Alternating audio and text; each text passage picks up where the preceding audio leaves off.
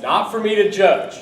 But let me just tell you what has bothered me all week long. Life changes in a minute. Right. One day you're here, next day you're gone.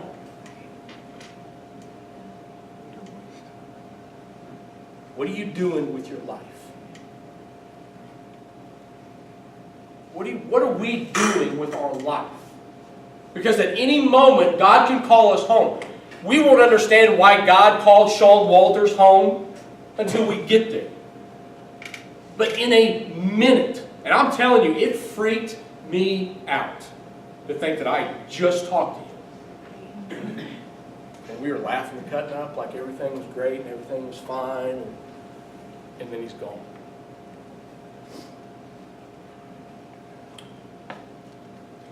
So I was talking to Roland this morning and Stephen and whatever. One thing that I have struggled with is on a personal note, and this is not open for discussion right now, but it's something that you think about. Why do you come to church? Why do you come?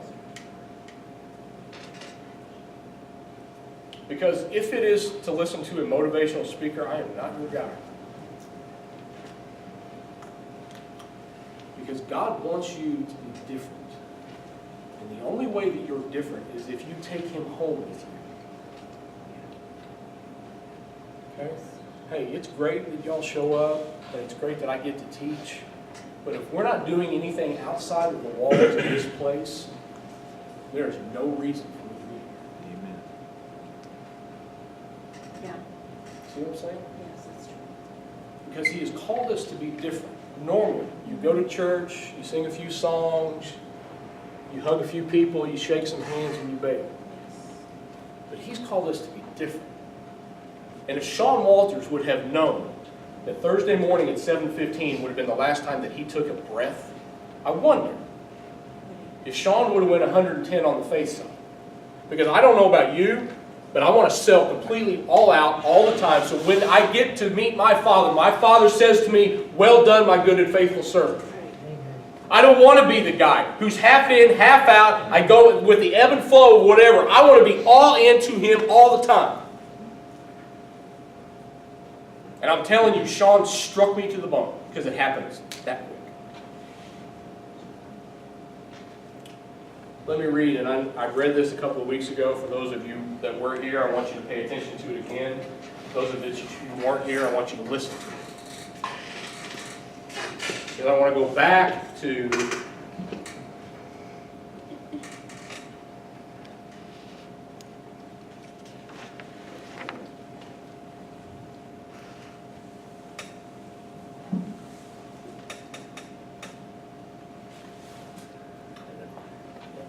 let me just read this.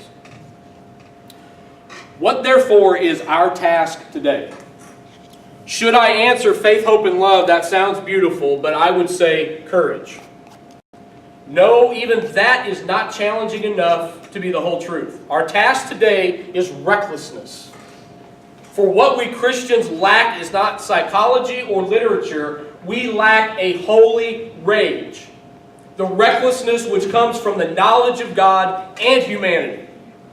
The ability to rage when justice lies prostrate on the streets, and when the lie rages across the face of the earth. A holy anger about these things that are wrong in the world. To rage against the ravaging of God's earth and the destruction of God's people. To rage when little children must die of hunger, while the tables of the rich are sagging with food.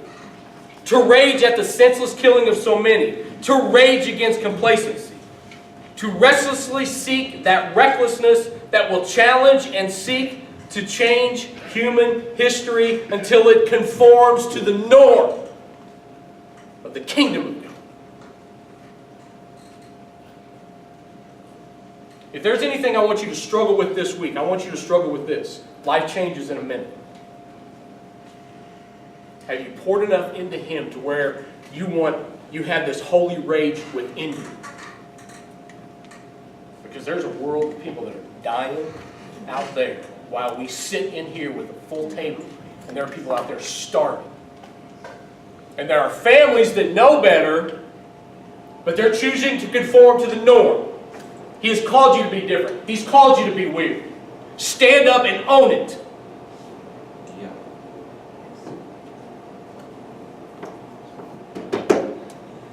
Any thoughts? Questions? Truly, this is something that has disturbed me all week.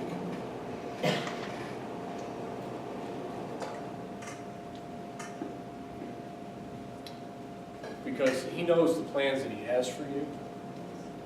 He's written out your destiny, and your destiny is to be weird.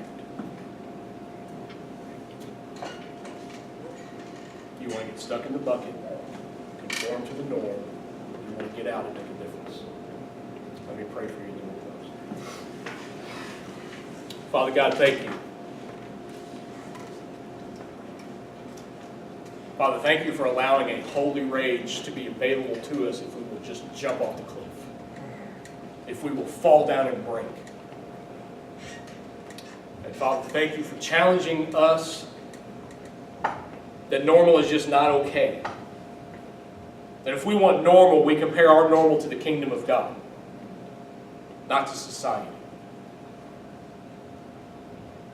Father, use these people and use this body to infect and affect people out in the streets who are dying of spiritual hunger.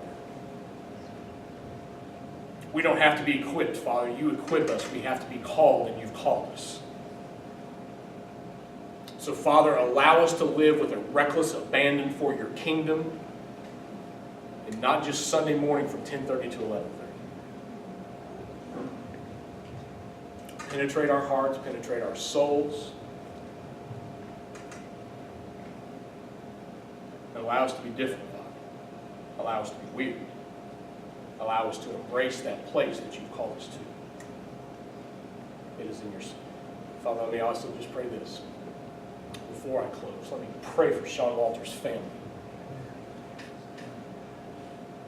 And pray comfort that somehow you will speak to Andrea and his girls and reassure them that although they suffer a loss, heaven has gained.